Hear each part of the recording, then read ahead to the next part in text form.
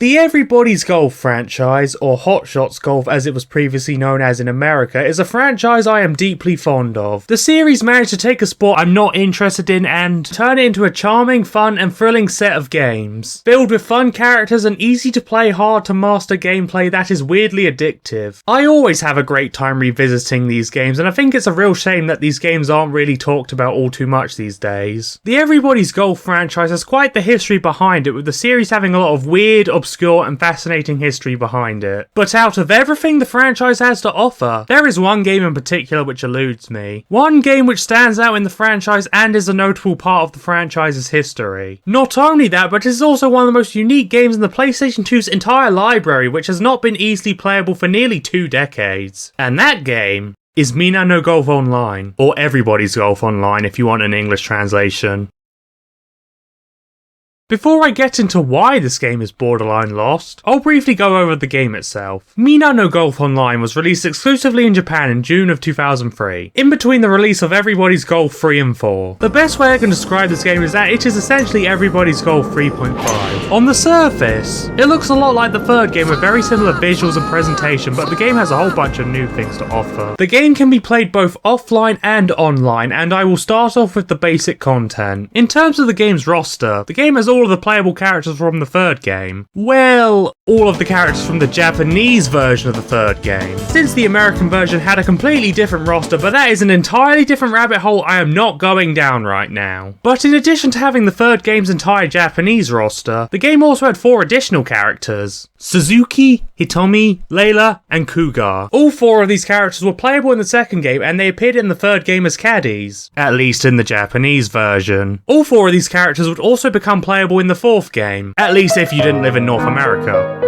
The game also has all of the caddies from the Japanese version of the third game, and yes, that even includes the 4 caddies who became playable characters. So, if your dream was to bring 5 Suzuki's together for one big jamboree, it can happen in this game. The game had 20 playable characters, and each character had 12 costumes each, with every character having 3 unique costume sets. This is more costumes than the third game, and even the fourth game. The only exception to this is with Ayaka, who only had 4 costumes with 1 set. She was a secret character in the Japanese version of the third game, so she got screwed over, I guess. In terms of the game's courses, the game has all of the courses from the third game and has a few of the courses which would end up in the fourth game. Northern Fox CC, Wild Green CC, and Daydream GC all made their first appearance in Minna no GOLF Online. In addition to these courses, 2 courses from later games would later be backported into Minna no GOLF Online. These courses were Kawana Hotel GC, which appeared in the fourth game and is based on an actual golf course, and Royal and Link CC, which first appeared in the PSP games. As for the actual gameplay, it largely plays like the third game but with some additional bells and whistles, a handful of features which would appear in later games, such as a whole distance indicator on the swing bar and a second eagle animation for each character, all made their debut in Minna no GOLF Online. But of course, the main selling point for this game was the online mode, which you would expect. It's in the name of the game after all. This is the first game in the series to have a proper online mode, with the game taking advantage of the PS2's network adapter, and it had everything you would expect from an online game. The game had an extensive lobby system where you could make and customize your own avatar and explore the lobby. You could play stroke play or match play with other players. The game had an online ranking system, and the game had many online tournaments throughout its life where up to 100 players could compete for the best score. You could also chat to other players, with the game supporting USB keyboards for chatting functions, and you could check the game's website in-game, which gave news and updates about the game. You could even run around the course while waiting for other players to take their turn. You could run around courses in Minna no GOLF Online 14 years before it became a selling point for Everybody's Golf PS4. Wow. Minna no GOLF Online overall seemed like it was a great game. The game was built off the foundation of an already great game, but with numerous enhancements and additions to make the game worth playing. Its online features were honestly ahead of their time, considering that console online gaming was still in its infancy at the time, and many of the game's online features would return in later games in the series. As a fan of the series, I would absolutely love to play the game, but there's an unfortunate reality. I can't, and neither could you if you wanted to. At least not easily. You are probably wondering, why can't we play the game? The game has an offline mode and you can still obtain the game relatively easily. The PS2 is an offline console, so surely there shouldn't be any issues with playing the game, right? Well, let's start up the game and see what happens. So we start the game and the game immediately gives you a message. I can't read this. It's in Japanese. But you know what? That sign can't stop me because I can't read. Let's press the circle button and get things going. It just turned off my console. What is going on here? There is something about this game I have not mentioned yet. In order to play this game, you not only need to have a PS2 network adapter, but you also need to have an official 40GB hard drive. Yes. Just like Final Fantasy XI Online, this game requires the user to have a PS2 hard drive in order to play the game. This, I imagine, is the main reason why this game never left Japan. Well, along with the extensive localization the game would have had to go through. Without a hard drive, the game just throws this message at you basically saying, you don't have a PS2 hard drive with at least 1,533 megabytes of free space inserted. Pathetic. Press circle to turn off the console. So now that we know what the game is looking for, I am going to start the game up with a totally legit PS2 hard drive and see what happens. Okay, so now the game is asking me if I want to install the game. Let's see what happens if I press no. I should have expected that. Okay, let's press yes. My Japanese is limited, but I can make out that the game is telling me to press start to install, so let's do that. PlayStation BB Net Navigator blah blah blah. Circle button! Let's press it!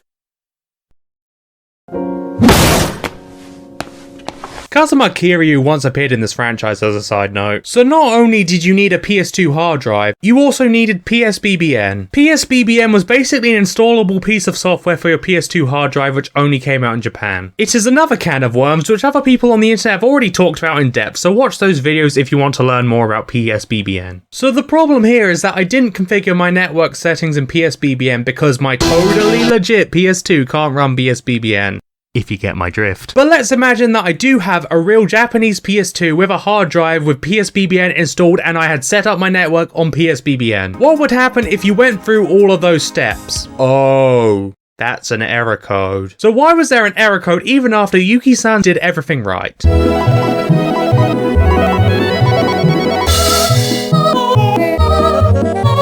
Well, the answer is very simple. The game servers were shut down. At the beginning of the installation, the game connects to a DNAS server containing required data. The game actually had online patches which updated the game and added new content, which was pretty ahead of its time. This was the main reason why the game used the PS2's hard drive. Ever since the game's servers were shut down, it became impossible for a new user to install the game since they couldn't install a patch needed to play the game. So why was the game's installation dependent on an online patch that was attached to a server that was going to shut down eventually?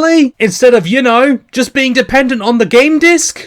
Good question. So when were the game servers shut down exactly? November 1st, 2005. Less than 2.5 years after the game came out. You heard that right, less than 29 months after the game released. Sony pulled the plug on the game and since then, you can't even install the game. If you had already installed the game was still playable and I will get back to that later, but if you haven't played the game, you lost your chance. The reason why the game was shut down so early was simple. Clap Hands had done everything they wanted to do with the game and feeling that there was nothing else to do, they just pulled the plug. For a console game released in 2003, an era where you bought the game and no company could take that game away from you, this was extremely anti-consumer and it's frankly stupid that they made the game impossible for a new user to install once they pulled the plug when they easily could not have done that. They killed the servers before the Xbox 360 even released. That's how premature the server shutdown was. This was extremely anti-consumer, but at least Sony learned from their lesson and never made the same mistake again. Never again.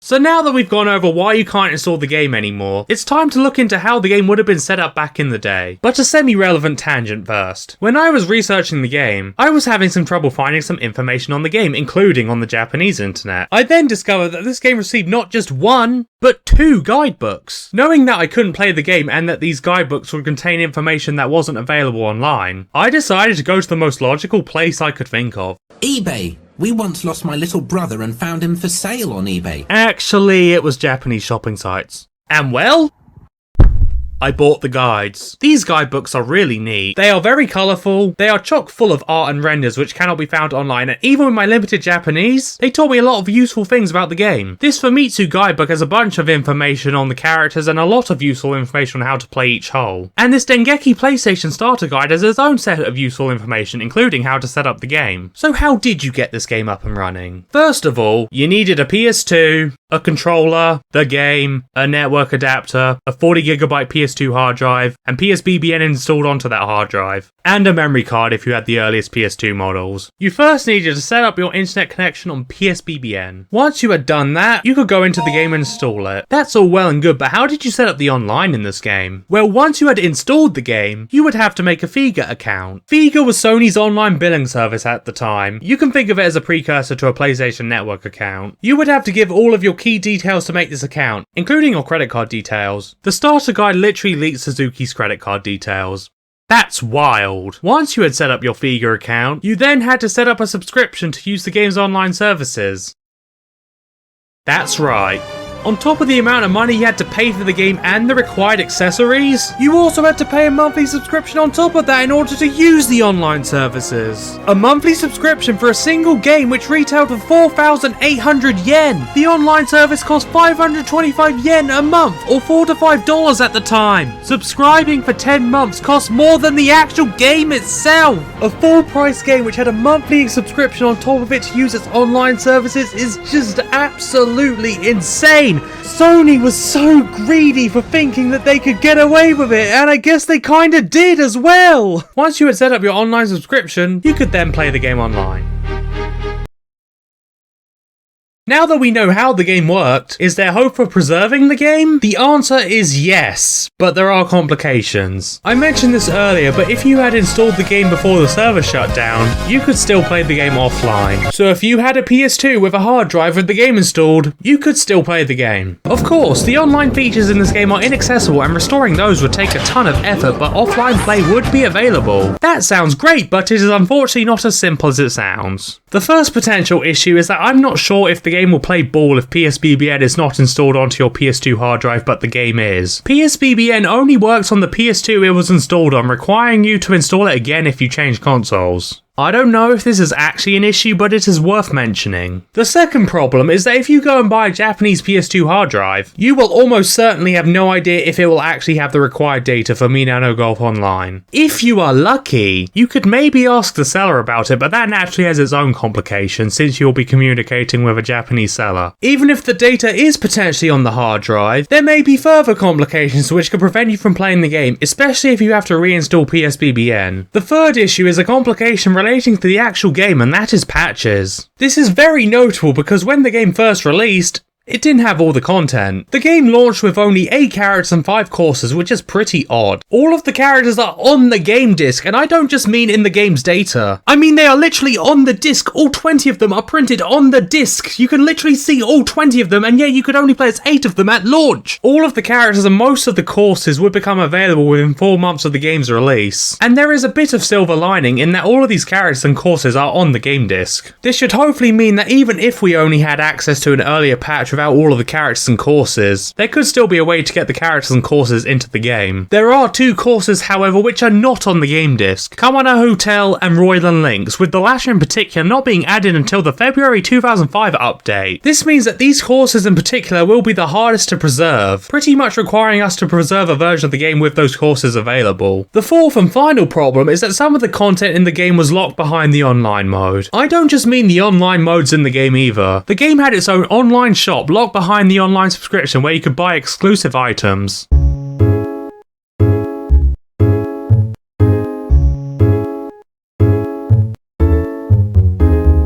A good chunk of these items were cosmetics for the online avatars, but a very notable thing which was locked behind this online shop were most of the character costumes. The character costumes are on the disc, so there could still be a way to obtain them without needing to connect to the online shop or even needing the right update. But I believe that the Kawana Hotel and Royal Links courses were a part of the online shop, and those aren't on the disc. Without a patch that has those courses may not be possible to obtain. You might possibly be wondering, why can't you just copy the files from the disc to the hard drive to install the game? Surely the disc has all of the necessary files to play the game. Well, yes it does, but it's not that simple. You see, the The game asks you to have 1.53 gigabytes of free space on your hard drive, but the disk only fills up 1.33 gigabytes. The game also has to connect to a DNAS server and install a patch for the game, and with the servers down, the game is not able to fetch required patch data to install the game. Maybe I'm dumb and it is possible, but if it is possible, it would require much more knowledge to achieve than I possess, and it still doesn't exactly fix the patch problem. You can't just conjure up an update from a disk which came out 2 years after the disk was printed.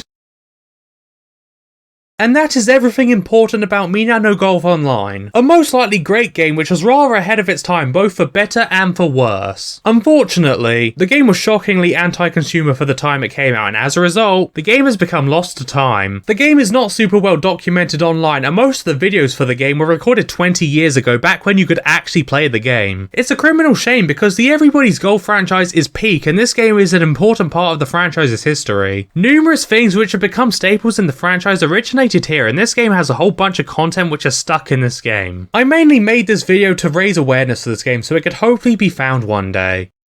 You already know it's more complicated than that. There have been efforts to try and preserve the game, but those efforts were very small and ultimately did not go anywhere. My hope is that more people will become interested in preserving the game, and that the game can finally be preserved so anyone interested in it could play it. All we gotta do is find a PS2 hard drive with the game installed and hopefully work from there. If you want to find a Japanese PS2, head on over to eBay. Well, you could, but I'd recommend Japanese shopping sites. And search up PS2 BB. You will find PS2 hard drives and even PS2s with hard drives of PSBBM pre-installed. Purchasing those is the best chance we've got to saving Minna no GOLF Online.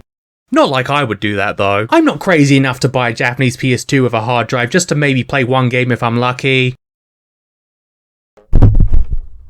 This is either going to be huge or extremely anticlimactic. So yes, I bought a Japanese PS2 with a hard drive. You can see that it has a network adapter, and if I turn it around, you might be able to make out that there's a hard drive inside. So this console ended up costing me around $80 or so, including shipping, and there is something I do want to say. I know that I recommended that you buy these things off Japanese shopping sites because they are cheaper, but good lord did it take forever to get here. I ordered this PS2 at the end of December, and it's only shown up right now in April. I literally finished pretty much the rest of the entire video in February, and the PS2 hasn't shown up until now. I've had to delay this video for quite a bit because this PS2 took forever to get here, but it's here now. I have a Japanese PS2 with a hard drive. Now, I have no idea if Minna no GOLF Online is on this hard drive, but what I do know is that PSBBN is on it. So fingers crossed, it will have the data for Minna no GOLF Online and I can actually play the game. But we're just gonna have to wait and see if that's the case. Okay, so I'm ready to look into this PS2. I do have to apologize right now, I'm using my streaming setup, so my voice will sound bad, and all of this is unscripted and my live reactions, so do keep that in mind as we go on. Anyway, I'm going to turn on the console and hope that everything works okay.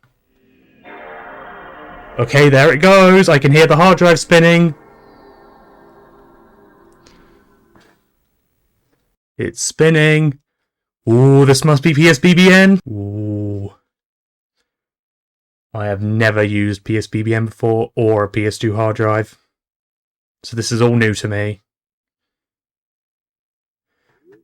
There it is! I have no idea what this message is telling me. There's the intro. We have the PlayStation BB guide, the channel, and I don't know what this one is. What's this one? Okay, this should be system settings. Network, update, save data, folder. Is there anything in here? There it is! The save data is in there! Oh my god! Oh my god! Oh my god! This is good, this is a good sign! This is a good sign! Okay, okay, I just need to put the game in, and we'll see what happens from there. I just need to get the game. Okay, I've put the game in. I've put the game in.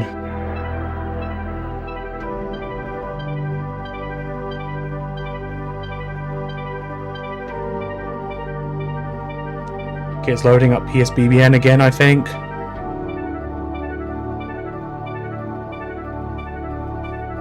I can hear the disk drive. Okay, I think it's loading up the game. This is new! This is new! The Clap Hands logo! It's the Clap Hands logo! This isn't in the game when you haven't installed it! Dwango! That was on the disc. But it's in the game, obviously.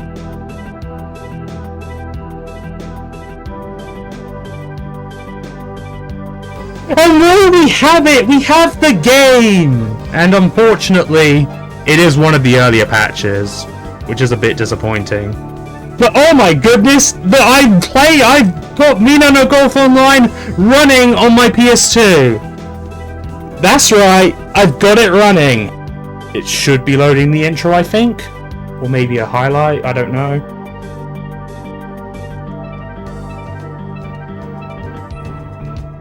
Oh my goodness, Minna no GOLF Online gameplay. And I'm actually witnessing it in person.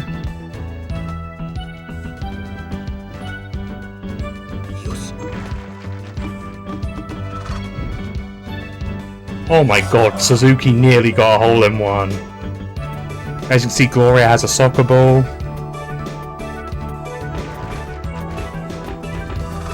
She wasn't as close as Suzuki. Let's see what Blue does. He might not actually be playable in this patch, that's the wacky thing.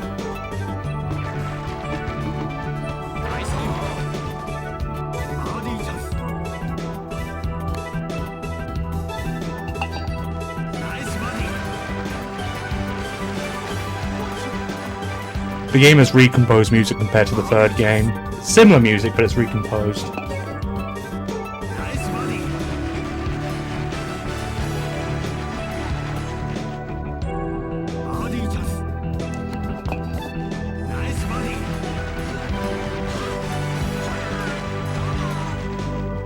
So we have Ayaka, who has a different costume compared to the third game.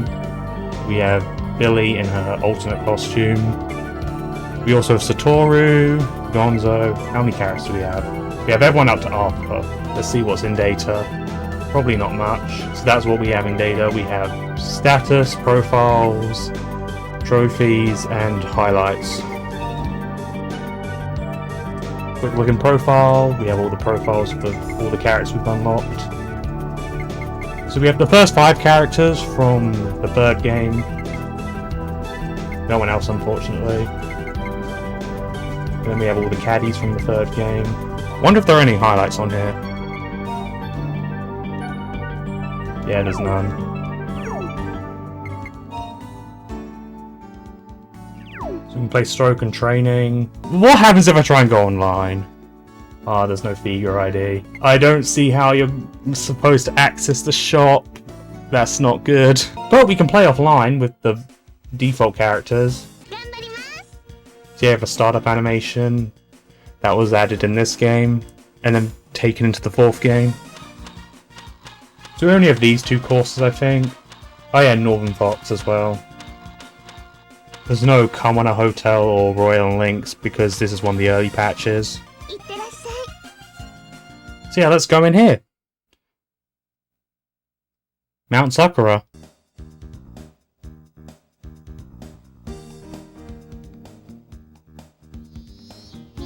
That sign is different compared to, what's it called? The third game. That was not a good shot. Neither was that. Did I hit the tree? That's the only way I can think of how that happened. Feels like there's less input lag than in the real game, which is throwing me off a bit.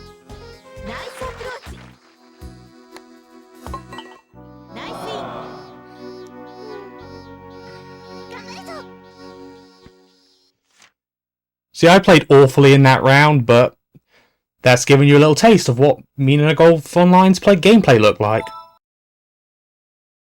So there we have it. I might be the first person outside of Japan to have experienced Minna no GOLF Online. While I unfortunately only have access to the bare minimum content at the moment, I am still really stoked that I got the opportunity to play this game. I'll go over some final bits and pieces before I go. There are actually 2 separate versions of this game that were released, a beta version and the retail version. I've pretty much exclusively been showing off the retail version throughout this video. The beta version only had online play, so preserving that version is going to be a lot harder. I have also discovered the problem that the shop was only available in the online mode, and as there is no way to go online in this game at the moment, we cannot access the shop. Now I imagine you can do some save file editing to get all the characters and the courses unlocked, but in order to get a hold of Carwana Hotel and Royal links, we are going to need a hard drive of a newer patch of the game. So if you are willing to try and find a hard drive to preserve those courses, that would be wonderful. But for now, I am happy that I got to experience this piece of the franchise's history. I am going to try and preserve the game, and if there are any major updates in the future, I will let you guys know. But I'm just happy that we have the chance to save this game that was killed off by Sony nearly 20 years ago.